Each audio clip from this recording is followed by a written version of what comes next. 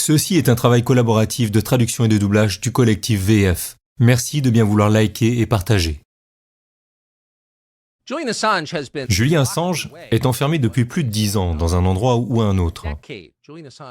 Julian Assange est tellement méprisé par certains éléments du gouvernement permanent des États-Unis qu'à un moment donné, le directeur de la CIA, Mike Pompeo, a envisagé de l'assassiner dans l'ambassade de l'Équateur à Londres, où il demandait l'asile. Mike Pompeo n'a jamais été inculpé pour cela, ce qui est un crime. Les bureaucrates non élus ne peuvent pas assassiner des personnes qu'ils n'aiment pas, et il ne sera probablement jamais accusé pour cela. La quasi-totalité de la classe dirigeante de Washington est opposée à Julian Assange, et c'est la raison pour laquelle il est détenu depuis des années à la prison de Belmarsh, à Londres. N'oubliez pas que Julian Assange n'a pas été inculpé d'un crime en Grande-Bretagne et qu'il y est pourtant détenu. Cet automne, nous nous sommes donc rendus à Belmarsh où nous avons demandé à Julian Assange « Pourquoi pensez-vous que vous êtes l'homme le plus recherché d'Amérique sans jamais avoir été inculpé d'un véritable crime ?» Voici ce qu'il nous a répondu. Nous avons parlé des raisons pour lesquelles il est en prison. Et la première question que je lui ai posée était la suivante. D'après vous, pourquoi est-ce que vous êtes en prison puisque vous n'avez pas été accusé de crime? Et il a dit quelque chose qui m'a vraiment frappé. Et je pense qu'ayant passé ma vie à Washington, il a tout à fait raison. Il a dit qu'il était devenu célèbre lorsque Wikileaks a publié des documents et des vidéos que le gouvernement avait gardés secrets pendant les guerres d'Irak et d'Afghanistan et qui étaient très embarrassants pour le Pentagone. Mais ce n'était pas la ligne rouge. La ligne rouge a été franchie plusieurs années plus tard, lorsque Wikileaks a publié des informations sur la surveillance exercée par la CIA. Je lui ai alors demandé directement « Avez-vous connaissance de personnes ayant été blessées ou tuées en raison de la publication de ces informations ?» Il m'a répondu « Bien sûr que non. » Et il l'a dit d'une manière sincère. D'ailleurs, je pense que si des gens avaient été tués à cause de ces publications, à cause des histoires qu'il a mises en ligne, il se sentirait mal à l'aise. Il semble être une personne humaine. Il a caché des informations sur la CIA parce qu'il ne voulait pas que des gens soient blessés. Il a publié le contenu de la messagerie électronique d'Hillary Clinton. Je lui ai demandé si, lorsque vous avez publié ces courriels, vous aviez réalisé à quel point Hillary Clinton était puissante. Nous avons eu une conversation à ce sujet, et je lui ai demandé si, avec le recul, il regrettait d'avoir agi de la sorte. Il m'a répondu « Honnêtement, c'était plaisant ». Vous remarquerez que Julian Assange n'était pas dans ce clip. Il s'agit d'un résumé de notre conversation avec Julian Assange, et la raison pour laquelle nous avons fait cela, c'est qu'ils ne nous ont pas autorisés à l'interviewer devant une caméra. Ainsi, non seulement ils le détiennent, espère-t-il, jusqu'à sa mort dans une prison de haute sécurité, mais ils l'empêchent également de raconter sa propre histoire au monde entier. Tout cela est un crime. Chaque candidat à la présidence des États-Unis devrait être contraint de répondre à la question suivante. Allez-vous gracier Julian Assange s'il se retrouve un jour sur le sol américain? Jusqu'à présent, personne n'a été contraint de répondre à cette question, mais nous espérons que cela changera. La femme que vous voyez dans le clip est Stella, l'épouse de Julian Assange. Elle a été sa plus grande avocate dans le monde libre. Elle est aujourd'hui à la tête d'une campagne visant à empêcher son extradition vers les États-Unis, où il serait incarcéré dans une prison de haute sécurité et où on n'entendrait plus jamais parler de lui jusqu'à ce qu'il meure. C'est une avocate, une militante des droits de l'homme et nous sommes honorés de l'accueillir parmi nous. Stella Assange, merci beaucoup d'être venue. Pouvez-vous nous dire où en est cette audience d'extradition? Car je sais qu'elle se déroule en ce moment même. Nous sommes au tribunal depuis 2 jours et cette décision pourrait être la dernière. Nous ne savions pas en arrivant hier si nous aurions une décision aujourd'hui et si le Royaume-Uni se prononce en faveur des États-Unis, il mettra Julian dans un avion pour les États-Unis, c'est-à-dire à quel point la situation est imminente. Il s'agit donc d'un moment à très haut risque pour Julian. Et ce qui s'est passé pendant ces 2 jours, c'est que les 2 juges ont dit qu'ils ne rendraient pas leur décision avant, eh bien, ils n'ont pas fixé de date, mais au moins 1 semaine. Nous ne savons donc pas ce qu'il va se passer. Il n'en reste pas moins que s'il perd ce round, c'est fini. Et au Royaume-Uni, il n'y a plus de possibilité d'appel. Il peut essayer d'aller devant la Cour européenne des droits de l'homme, mais l'année dernière, une seule demande d'arrêt d'extradition ou d'expulsion auprès de la Cour européenne des droits de l'homme a été acceptée sur 63 demandes. Ce n'est donc que dans des cas extrêmement rares que cela se produit. Il s'agit d'un cas où il y aura un préjudice irréparable. Et bien sûr, la Cour européenne des droits de l'homme devra empêcher l'extradition si le Royaume-Uni se prononce contre lui. Mais ce n'est pas gagné. Julian pourrait donc se retrouver sur le sol américain d'ici quelques semaines. Cela reste d'actualité. Le rôle du Royaume-Uni dans cette affaire me laisse perplexe. D'après ce que j'ai compris, il n'a jamais été accusé d'un crime au Royaume-Uni. Et pourtant, le gouvernement britannique le retient un journaliste sans l'inculper. C'est ce que nous reprochons à la Russie, à l'Iran et à la Corée du Nord. Pourquoi les hommes politiques britanniques dégradent-ils leur propre système et leur histoire au nom du gouvernement des États-Unis? J'ai l'impression que quelque chose m'échappe. C'est la situation actuelle par défaut. Le Royaume-Uni se considère comme un chien de garde. Je veux dire que c'était évident au tribunal à un moment donné.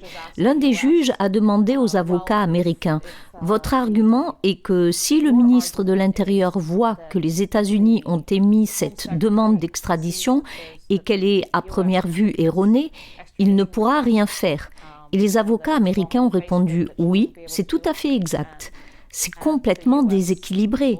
Les États-Unis peuvent faire tout ce qu'ils veulent, en gros. C'est ce qu'ils ont fait valoir devant le tribunal.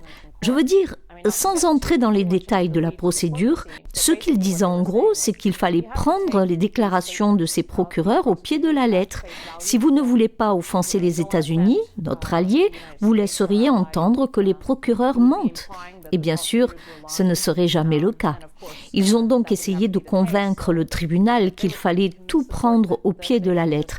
Et bien sûr, dans la salle d'audience, c'est comme s'ils menaient deux affaires parallèles.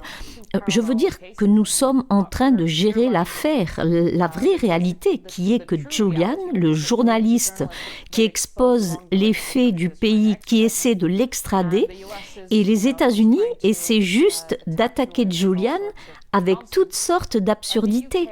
Et le Royaume-Uni participe volontiers. Bien sûr, son emprisonnement a duré très longtemps. Il a été dans la prison de haute sécurité de Belmarsh pendant près de 5 ans.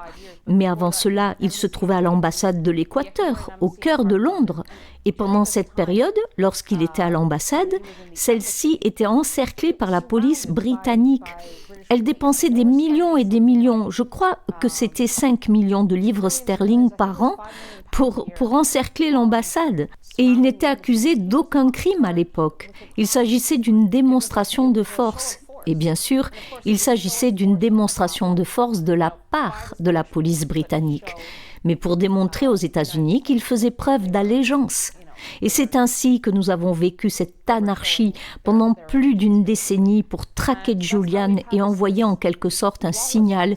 Et son emprisonnement à Belmarsh fait partie d'un jeu auquel il joue et selon lequel les États-Unis disent « Eh bien, le Royaume-Uni le garde, ce n'est pas vraiment nous. Il n'est pas dans l'Union européenne ni sur le sol américain. Et au Royaume-Uni, eh bien, ce n'est pas vraiment nous car il s'agit d'une demande d'extradition américaine et il est là depuis près de 5 ans. » Et donc il joue à ce jeu et ce n'est la responsabilité de personne en fait. C'est un jeu auquel il joue depuis des années et des années. Est-ce que, je sais que vous vivez là-bas, mais vous suivez la politique américaine. Avez-vous été surprise que Mike Pompeo, l'ancien directeur néoconservateur de la CIA, qui organise un complot pour assassiner votre mari, n'ait pas été accusé de quoi que ce soit aux États-Unis à ce stade, et qu'il ait été laissé libre de continuer à jouer un rôle de premier plan aux États-Unis? Il s'est présenté à l'élection présidentielle après cela, et personne dans les médias américains n'en a parlé, à quelque exception près. Mais personne n'a jamais mentionné qu'il avait tenté d'assassiner votre mari. Que pensez-vous de cela?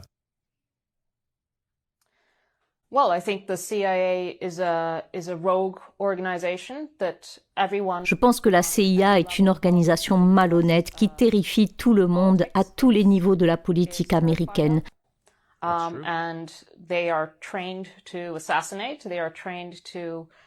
Elle est entraînée à assassiner, à fabriquer des informations et à les diffuser dans les médias.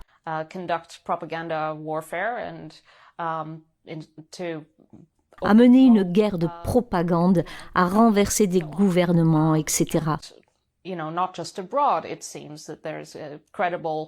Et pas seulement à l'étranger. Il semble qu'il y ait des raisons crédibles de penser qu'ils l'ont fait à l'intérieur du pays. Et je veux dire qu'en regardant cela objectivement, on se dit mais qu'est-ce que c'est que ça ? Il y a toute une série de discours sur la démocratie américaine, etc. Mais la CIA est une agence qui a causé toutes sortes de problèmes à de nombreux pays dans le monde, mais aussi au niveau national. Elle est une force de déstabilisation et de compromission. Et Mike Pompeo est capable de se déplacer à Washington sans conséquence.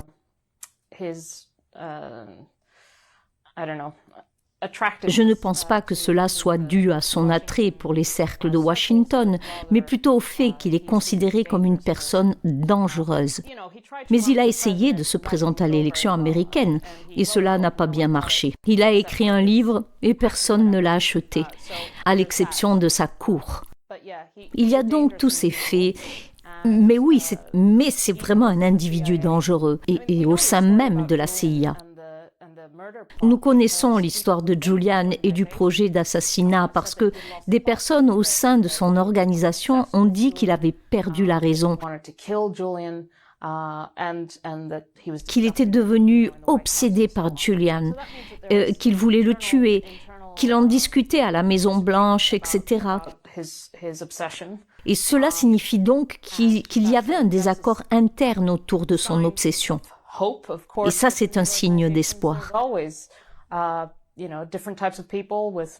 Bien sûr, au sein de ces organisations, il y a toujours différents types de personnes avec différents niveaux d'intégrité et d'engagement envers la Constitution.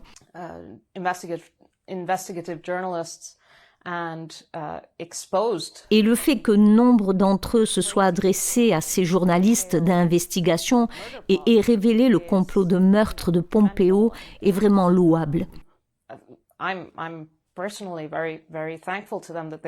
Et je leur suis personnellement très très reconnaissante d'avoir dit quelque chose, non seulement parce que nous avons pu le présenter au tribunal, mais aussi parce que cela montre que cela va à l'encontre des règles d'intégrité les plus élémentaires.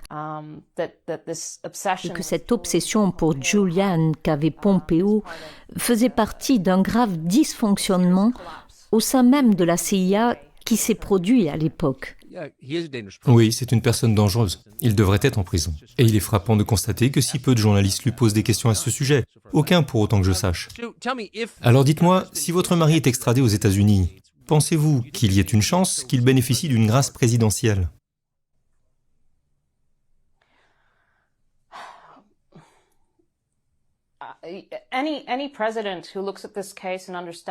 Tout président qui se penchera sur cette affaire et comprendra qu'elle représente un danger pour l'avenir des États-Unis, non seulement pour la Constitution, mais aussi pour la culture politique qui s'est construite aux États-Unis sur la base de l'ouverture et d'une culture dynamique d'opposition au pouvoir centralisé. Oui. Tout cela va disparaître avec cette affaire.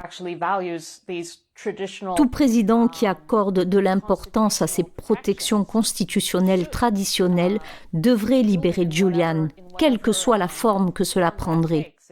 S'il s'agit d'une grâce, eh bien je m'en réjouis, mais franchement, je me fiche de la manière dont il est libéré.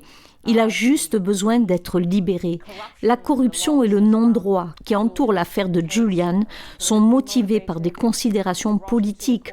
Ils sont pourris jusqu'à la moelle. Tout cela est évident. Et quoi qu'il arrive, tant que Julian est libre, tout le reste est secondaire en ce qui me concerne. Et ma dernière question, comment va-t-il ? Dans la mesure où vous pouvez le décrire physiquement et psychologiquement. Non,